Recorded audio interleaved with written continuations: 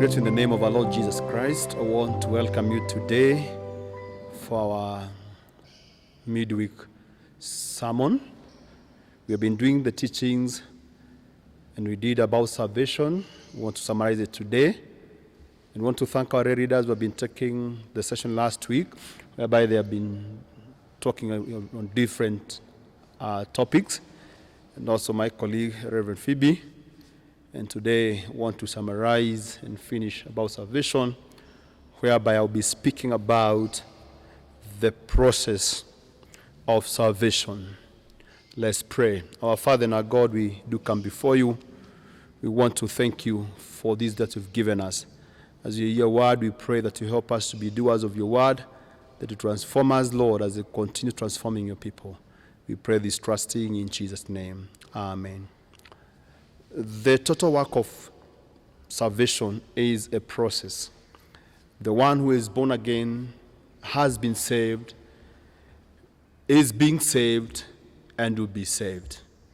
What God has begun, he will bring to conclusion. It's just as simple as that the one who is born again has been saved, is being saved, and will be saved. And these are three stages that are called in Scripture justification, sanctification, and glorification.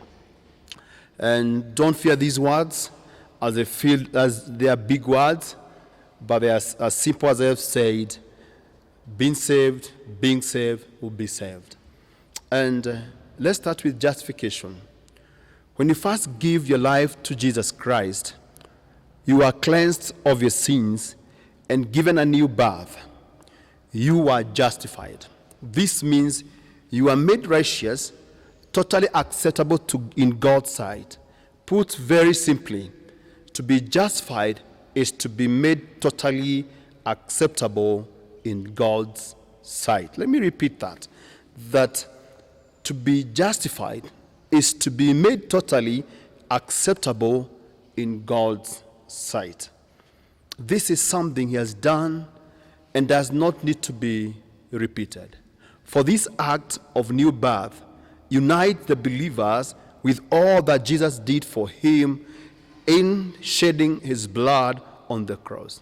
He is completely forgiven of all the sins and unrighteousness of his former life and made acceptable in God's sight. No longer condemned, he is now a child of God. The punishment that gives him peace, the punishment that gives him peace with God was paid by Jesus Christ. So God's justice, his righteousness judgment on sin has been satisfied. So now he can enjoy peace with God in this life and forever. And the Bible says in Romans chapter 5 and verse 1, therefore, since we have been justified through faith, we have peace with God through our Lord Jesus Christ. The new Christian could do nothing to contribute towards the work of being justified, being made righteous and acceptable to God. It is entirely a work of his grace. The believer could only put his faith in what Jesus had done for him. Having tasted of that grace, he is now to continue to live in that grace. The Bible says in Romans chapter 5 and verse 2, through him whom we have gained access by faith into his grace in which we now stand, and we rejoice in the hope of the glory of God. Brethren, your relationship with God began by faith in his grace and is to continue in the same way. You are able to live in grace with the grace of God until the fulfillment of his plan for him when he will reign eternally with Jesus in glory. Believers, we are justified freely by his grace through the redemption that came by Christ Jesus. The Bible says that in Romans chapter 3 and verse 24, that we are justified freely by his grace through the redemption that came by Jesus Christ. The key to the work of being justified is the complete washing away of the sins of the past. Everything in this life, in our life, that has ever grieved God or being opposed to his purpose. The Bible says in Ephesians chapter 1, verse 7 and 8, in him we have redemption through his blood, the forgiveness of sins, in accordance with the riches of God's grace, that he lavished on us with all wisdom and understanding. We are redeemed. You are redeemed. Jesus has paid the price for you with the blood, so that now you may belong to God eternally. Never again will the believer need to be justified. You are born again just once in this life. Although this new life enables you to enter into a personal relationship with God through Jesus Christ, unfortunately, he does not instantly doesn't become perfect in the outworking of our new life. Yes, we have been justified. Yes, we have a personal relationship with God through Jesus Christ. But it doesn't just happen instantly. You don't become perfect once. It is an outworking of his new life that God is able to work in us. And brethren, that is now where we come what we call sanctified. Jesus has come to live within us and within you by the presence and power of the Holy Spirit. The Holy Spirit will enable you to walk in a way that pleases the Lord and enable you to fulfill God's plan and purpose for your life. At the same time, the Holy Spirit will work on your character so that you become more and more like Jesus. The whole process is called being sanctified. From the beginning, God chose us to be saved. God chose you to be saved through the sanctifying work of the Spirit and through belief in the truth. If you read the Bible in 2 Thessalonians chapter 2 and verse 13, the Bible says that from the beginning, God chose us to be saved through the sanctifying work of the Spirit and through belief in the truth. It is in this verse that helps us to see that God's purpose for us as believers is an ongoing one. From the beginning, he wanted us as believers to be both justified and sanctified, to be brought into relationship with Jesus, and then to live continuously in the relationship. God is holy, and by his very nature, it is impossible to describe adequately what this means. That he is beyond description. He is beyond description. For we can only say that he is whole, complete, perfect in himself. He wants no imperfection in heaven, which is why we need to be both justified and sanctified. To be sanctified is to be made holy, which literally means to be set apart for God. From the moment we are born again, you are born again also. The believer, that is me and you, is in some ways already sanctified then. For his whole life has been set apart by God, and for his purpose. You have been saved from our sinful past in order to serve the Lord on earth before enjoying the glory of heaven. Paul says that we are sanctified in Christ Jesus and called to be holy. That is in 1 Corinthians chapter 1 and verse 2. And just as an act of justification has taken place and will never need to be repeated, so the act of sanctification has already taken place. The believer, that is me and you, is already set apart for God. And this is something that has been done by praising us in Christ Jesus. The Christians may experience times when we feel that we are yielding more of ourselves to the Lord. And in reality, the disciples is entering more fully into the truth that already belongs totally to the Lord. When we do that, we feel that we are in him. By withholding part of our life for God, that has been stealing from God what he has already paid for. The more we yield ourselves to him, the more the amazing work of sanctification can take place, making him more and more like him. That is our Jesus.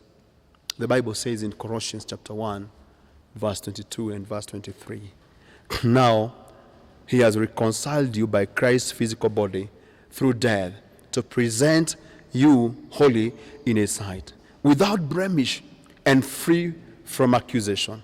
If you continue in your faith, established and firm, not moved from the hope held out in the gospel. We are sanctified through the cross, made holy in God's sight through Jesus' sacrifice. He sees us as holy, set apart children. The ongoing work of sanctification takes place progressively within us, enabling us to live holy lives, pleasing to the Lord. Made holy in Christ, we are expressing that holiness increasingly as we yield more and more to the work of the Holy Spirit in our hearts and life. Because of our lives in Christ, God can see the process already completed. He can even see us seated with him in heavenly places. We do not serve him through legalistic religious attitudes or traditions that nullify the word of God, but by faith in the one who saved us. Paul could scarcely believe that the Galatians had come to know Jesus through faith. They had received the Holy Spirit and seen God work miracles among them, only to return to religious and traditional attitudes and ways. Religion focuses on what man does. Faith puts the focus on what God has done for us in Christ. He came from heaven to share in our humanity, that he might make believers a holy, set apart people for God, holy in his sight and dedicated to his purpose. Brethren, read the Bible in Titus chapter 2, verse 13 and 14. The Bible says, our great God and Savior, Jesus Christ, who gave himself for us to redeem us from all wickedness and to purify for himself a people that are his very own, eager to do what is good. To live a holy life is therefore to do what God wants, as well as to be the kind of people he desires. The more we reflect the character of Jesus, the more we will reflect his actions, doing what he did. We will love God and others, and we obey the Lord as the outworking of that love. This obedience is the outworking of God's sanctifying work in our lives. For the better we know him, the more we want to praise him. The Bible says in 1 John chapter 4, verse 10, this is love, not that we loved God, but that he loved us and sent his Son as an atoning sacrifice for our sins. This obedience is an essential part of God's purpose. We are to live in the fear of the Lord, in awe of God, eager to praise him, and hating the idea of displeasing him. The commission given to the church is to make disciples who obey everything Jesus commands, as his first disciples did. The Bible says in Hebrews chapter 5 and verse 9, this he became the source of eternal salvation for all who obey him. We are to work out our salvation with fear and trembling. These are not works that contribute towards being saved. They are the actions we perform because we are saved. They are the works that demonstrate we have a living faith, for faith without deeds is dead. Brethren, as we come to the last part of this sermon, there is what we call glorified.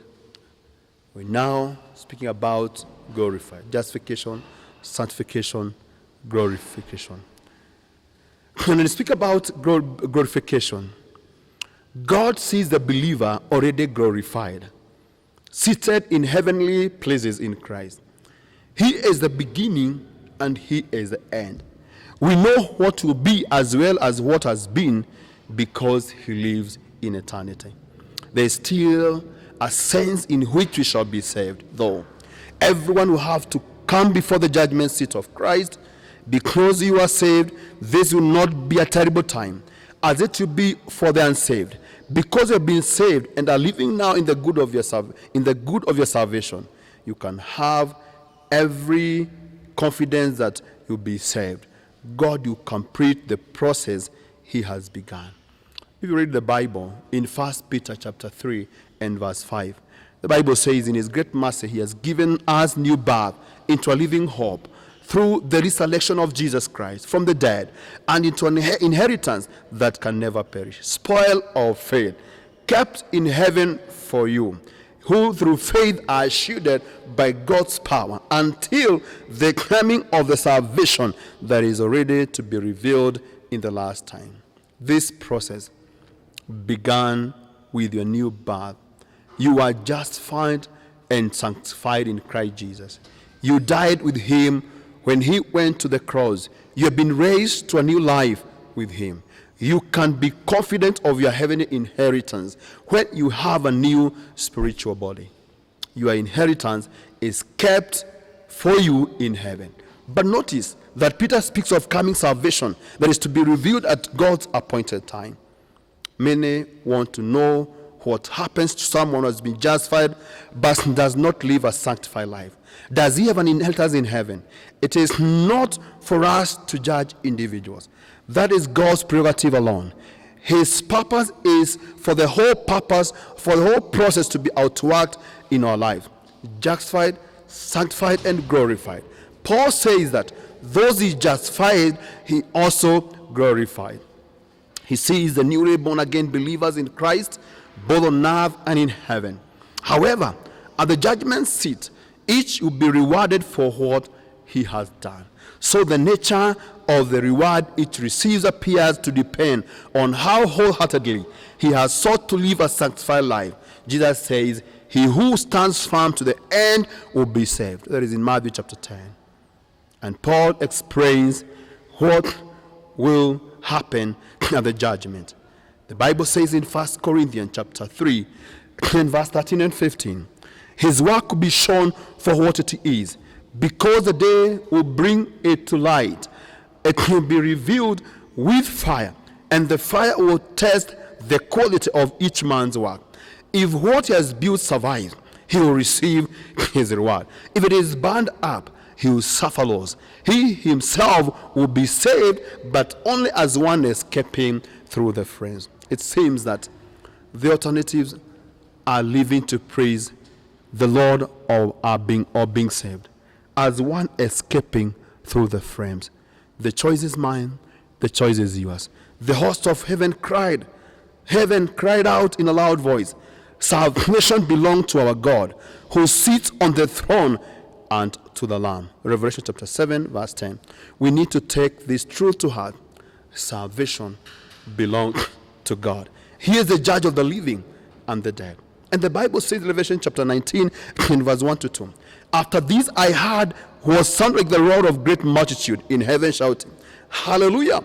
Salvation and glory and power belong to our God, for true and just are his judgment. Once you are on the side of Jesus, he is on your side. Even now, he is interceding for us in heaven. His blood continues to keep you safe and to keep me safe from the judgment we deserve. For even as one who is saved, we continue to sin. The Bible says in Hebrews chapter 7 and verse 25, therefore, he is able to save completely those who come to God through him, because he always lives to intercede for them. Our Christian lives began by faith in God's grace. And this is how we are to live in our dying day. Then we shall receive justice at God's hand.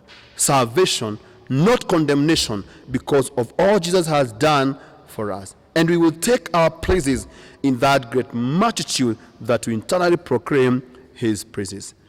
Bible says in 1 Peter chapter 1 and verse 9, you are receiving the goal of your faith, the salvation of your soul. May God help us to continue in God, to know that there is time that is coming that we shall stand before God.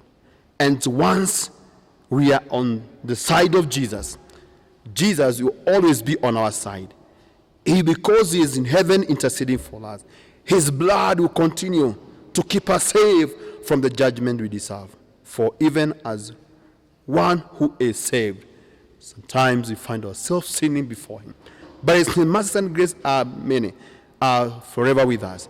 If we repent of our sins and are able to confess them, he is able to help us to move on our life. My prayer to do is this. Kindly, it's good to confess to Christ that he is Lord. We repent our sins and be saved. And when we do that, I want to assure you there is hopeless salvation, and a time is coming when we shall receive the goal of our life and the goal of our faith, which is the salvation for our souls, and to be in heaven with our God to glorify him forever. We thank God for everything. May God bless you. Let us pray. Our Father and our God, we thank you for this time. Thank you for your word. We pray that, Lord, you help us, O King of glory, to continue working out our salvation with fear and trembling. And when, Lord, we have got our shortcomings, we pray for cleansing and washing, that we shall be worthy to stand before you, and more so to glorify you. We pray that you move with us and overcome for us. Jesus, you intercede for us in heaven. We pray that, Lord, you continue interceding to the glory of our name. We humble ourselves before you, we pray this, trusting in Jesus' name. Amen.